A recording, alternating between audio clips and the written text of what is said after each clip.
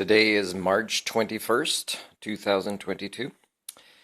I am going to make a promise to the brave Ukrainian people that I will soon be traveling off of Vancouver Island to live in a different part of BC, and that I will seek not just employment and an apartment that would be big enough to be applying to help assist and get funding to house, a family that is not too big. And the advantages will be for me and them because, well, for me because I'm a social creature and I like to give back and I like opportunities to connect and be of service with my skill sets. And to them, it will be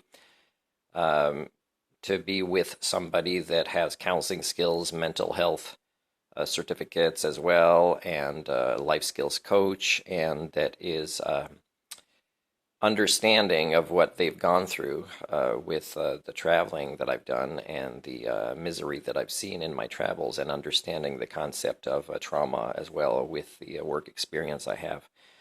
So I promise to be doing this attempt to get back somewhat in the monetary paradigm for the sake of helping others. And I will be doing this and reporting on this in the next few months.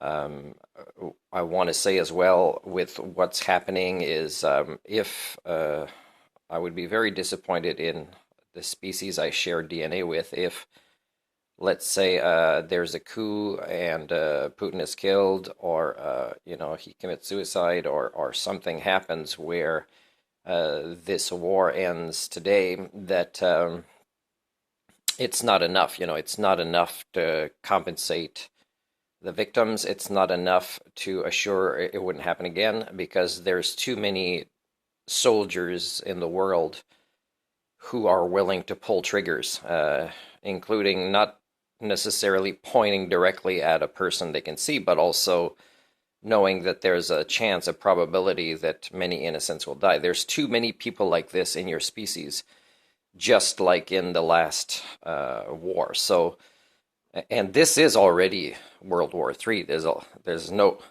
I don't know how you define a world war, but this is already World War III.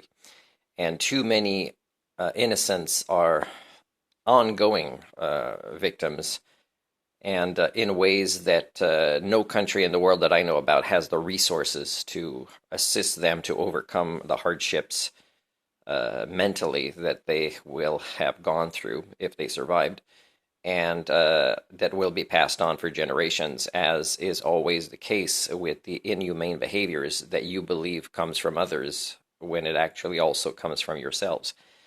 The norm, the majority of you, inhumane behaviors.